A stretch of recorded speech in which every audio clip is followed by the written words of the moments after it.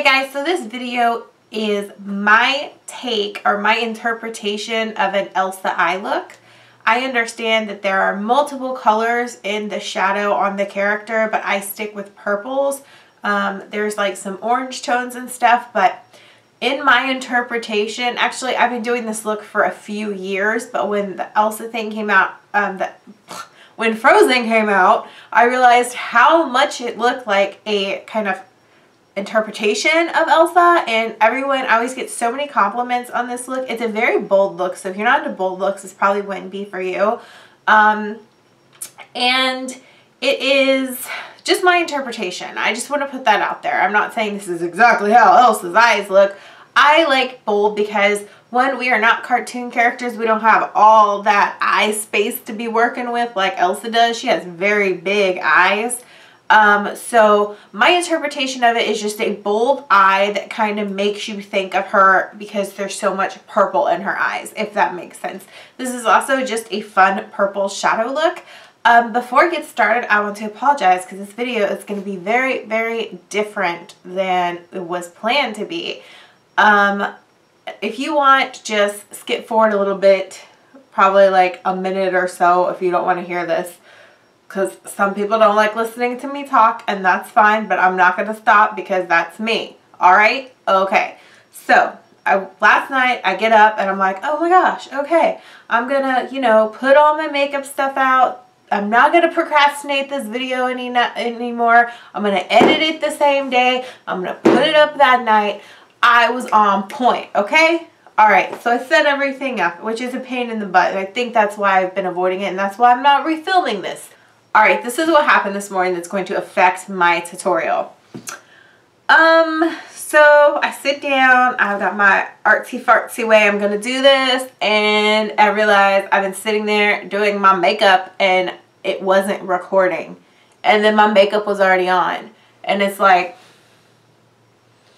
yeah, I'm not going to re-record it. So here is the thing. I'm going to do this video in a way that shows you the colors I use, where I put the colors, and if you need to see exactly how those colors go on or me doing it, I use the exact same technique as I did in my other, my Profusion Eye Look, which I will link in the description box below.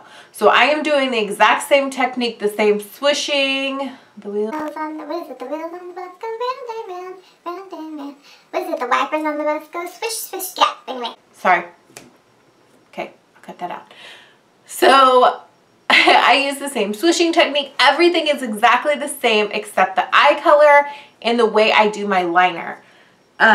For this video, I decided, because not everyone has the Milani pencils that I use, that I would show you the way I did it before I discovered the Milani pencils, the way I was doing it for years. And it's basically the whole look can be done with an eyeshadow palette or a couple of eyeshadow palettes.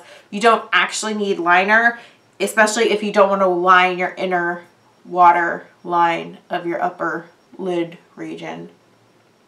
Okay. Let's get into this. Okay guys, here I am in all my awkward glory. Yes, I need an eyebrow wax, but this is basically the look. Good Lord, I need an eyebrow wax. I procrastinated so long to do this video. Let's just act like I don't have those eyebrows. Is this awkward enough yet? You can use any shadow you want, just stick to similar colors. I'm using this really old Victoria's Secret shadow box I got like 4 years ago before going cruelty free. And that is what I use for this look usually, but sometimes I use other palettes, but just stick with similar purples and you're good to go. And these are my 4 brushes. The first color is for my brow bone, or right under the brow. It is a light purple, so just a light kind of lilac-y pastel purple will work. And then this is just my lid color. It's a really like ultra violet-y, almost iridescent color that really, really pops on the lid. This is a really important part of the look. It just really grabs attention and it kind of has that Elsa look. Then for your crease line, you're going to want to use a medium dark, if that makes sense. You don't want it too dark, and you'll see why, but you also don't want anything too light. This is going to be your crease.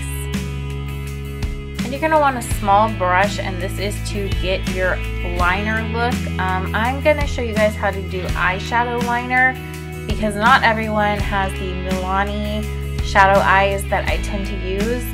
So you're going to want to use a dark purple for that, a very dark purple. So these are the Milani ones I use. If you don't want to use a very dark purple to create a eyeliner, you can use these 3 colors. If you are some of my Dollar Tree ladies, that is where I got it from. I love their purple shadow eyes.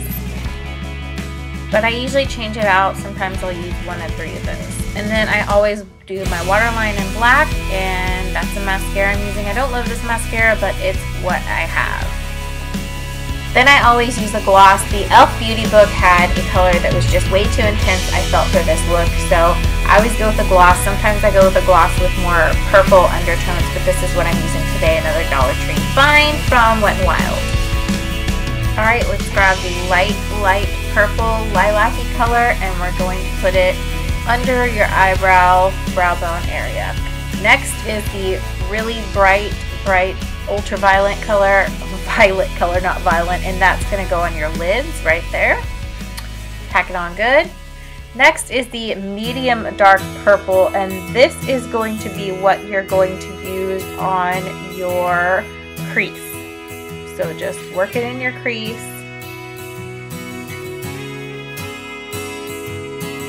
Alright, for liners you can use the Milani ones if you want, but I'm not going to. I'm going to make my own. I'm going to dip my brush into water and then take that wet brush and dip it into the dark purple color I showed you guys earlier. And then I'm going to glide it on my eyes, kind of like a liner. And it's very intense. It stays all day, I promise you.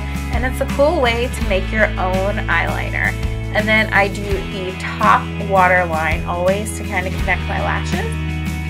And the last thing I'm going to do is I'm going to put some mascara on.